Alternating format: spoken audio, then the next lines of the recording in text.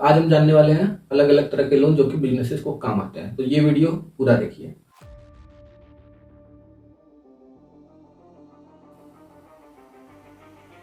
तो सबसे पहला इसमें आ जाता है टर्म लोन। टर्म लोन मतलब वो लोन जो कि 1 साल या उससे कम समय के लिए आपको दिया जाता है, जिससे कि शॉर्ट टर्म एसेट जो है वो आप बना सके। शॉर्ट टर्म एसेट मतलब कुछ ऐसा जिससे कि आपको रेवेन्यू आने वाली है 1 साल से कम के समय में। दूसरी बात कर लेते हैं प्रोजेक्ट फाइनेंस। जैसे अपने आसपास आप देखते हैं कि बहुत सारा इंफ्रास्ट्रक्चर तैयार होता है, बहुत सारा प्रोजेक्ट तैयार होता है, बहुत बड़ी बड़ी प्लांट्स जो है वो लगाए जाते हैं। तो इस तरह के प्रोजेक्ट्स को फाइनेंस देने के लिए जो लोन दिया जाता है उसे कहते हैं प्रोजेक्ट फाइनेंस। प्रोजेक्ट फाइनेंस जो है वो आपको लंबी अवधि के लिए मिलता है, 10 साल, 15 साल, 20 साल, 25 साल तक का भी ये लोन मिलता है। इसके बाद होता है बलून लोन।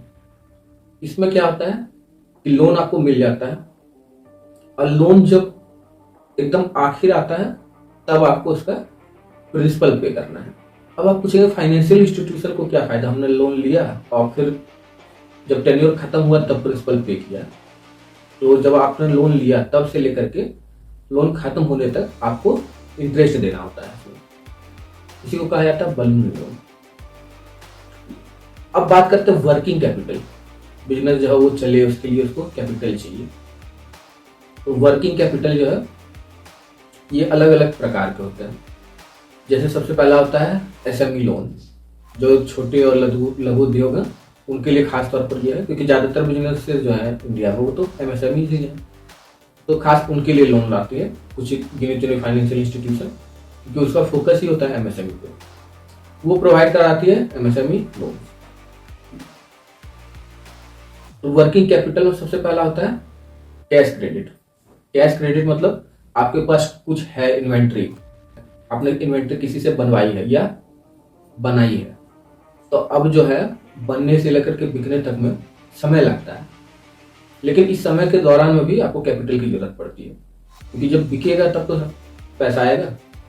तो तब तक के लिए एक अमाउंट आपको दे दिया जाता है, तब तक के लिए जो फाइनेंसिंग की जरूरत पड़ती है वो फाइनेंशियल इंस्टीट्यूशन आपको दे देते हैं। उसे हम कहते हैं कैश क्रेडिट, जिसे हम सीसी भी कहते हैं। और कुछ फाइनेंशियल इंस्टीट्यूशन जो है वो सीसी के साथ साथ आपको स्वाइप मशीन भी देते हैं, ताकि उसी अकाउंट में पैसा बार बार आए। अब दूसरी बात करते हैं ओवरड्राफ्ट। ओवरड्राफ्ट क्या होता है, मान लीजिए आपका करेंट अकाउंट है, उसमें अभी 5 लाख रुपए है, लेकिन आप जो है ओडी की फैसिलिटी ले लेंगे। तब क्या होगा कि मान लीजिए ओडी की फैसिलिटी आपने ले ली 3 लाख की, और बैंक की तरफ से मिल गई 3 लाख की।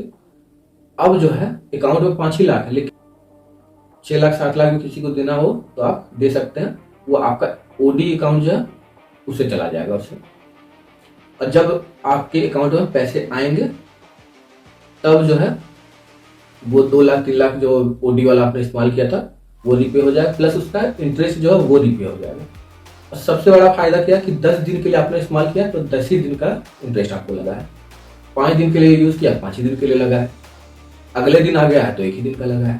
तो ये फायदा है ओडी में, जिसे हम कहते हैं ओवरड्राफ्ट। तो ओडी सिक्योर्ड अनसिक्योर्ड दोनों ही हो सकता है। आपने कोई सिक्योरिटी दे दी तो उसमें रेट ऑफ इंटरेस्ट थोड़ा कम हो जाएगा, तो सिक्योर्ड हो गया।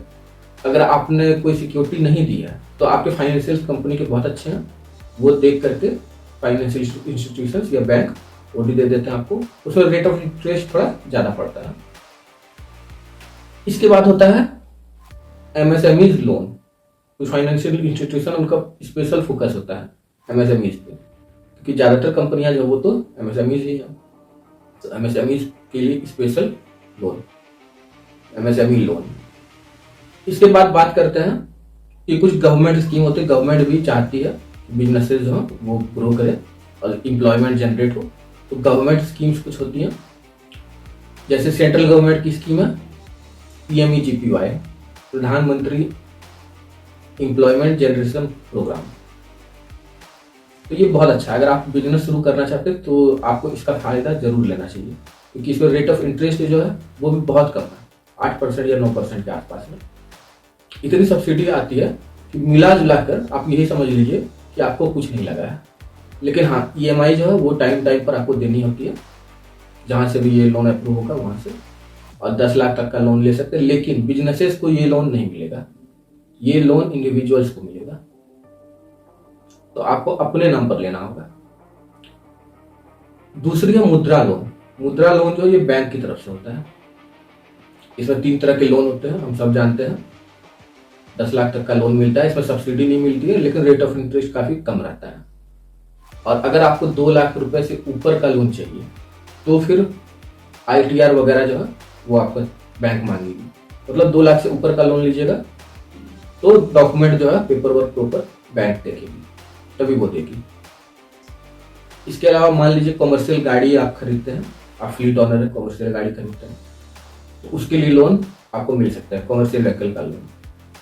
हाँ, जो भी नॉर्म्स है, जो भी क्राइटेरिया है वो पूरा हो जाएगा तभी मिलेगा। इसके बाद बहुत सारे बिजनेस वाले लोग करते हैं लोन अगेंस्ट प्रॉपर्टी लेते हैं, लैब।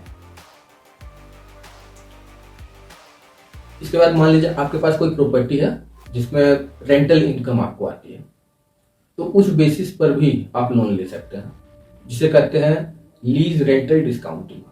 क्योंकि बैंक को पता है हर महीने इस प्रॉपर्टी से रेंट आता है, वो रेंट जो है वो इतना है, तो हमारी EMI जो है इतनी होगी, तो उसी से हम काट लेंगे हर महीने। That is lease rental discounting. अब बात करते हैं गोल्ड लोन का।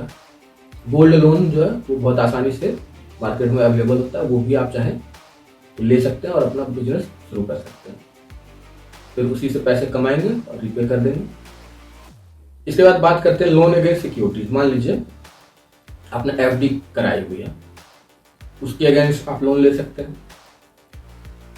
इसके बाद आपने म्यूचुअल फंड लिया हुआ है, उसके अगेंस्ट लोन ले सकते हैं। आपने कोई लाइफ इंश्योरेंस करा रखी है, उसके अगेंस्ट लोन ले सकते हैं। तो ये सब कुछ जो है सिक्योरिटीज में आ जाता है। इसके बाद बॉन्ड होते हैं, शेयर्स होते हैं, इनके अगेंस्ट में आप लोन ले सकते हैं। That is loan against securities. इसके बाद बात करते हैं कि एक बायर है, एक सेलर है, दोनों को एक दूसरे पर भरोसा नहीं है। या मान लीजिए इंटरनेशनल ट्रेड है, उसमें बायर और सेलर है, एक दूसरे पर भरोसा नहीं उनको। तो अब क्या होता है, लेटर ऑफ क्रेडिट जो है वो बीच में आता है।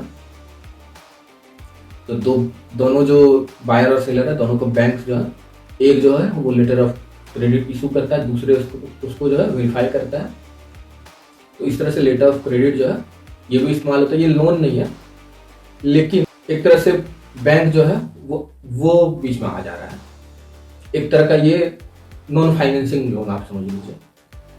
आपको लोन हमने नहीं दिया, लेकिन सिक्योरिटी दे दी है कि आपका पैसा जो है वो डूबेगा नहीं, क्योंकि दोनों बिल्कुल अनजान है, एक दूसरे पर भरोसा करेंगे नहीं, बिल्कुल नहीं करेंगे।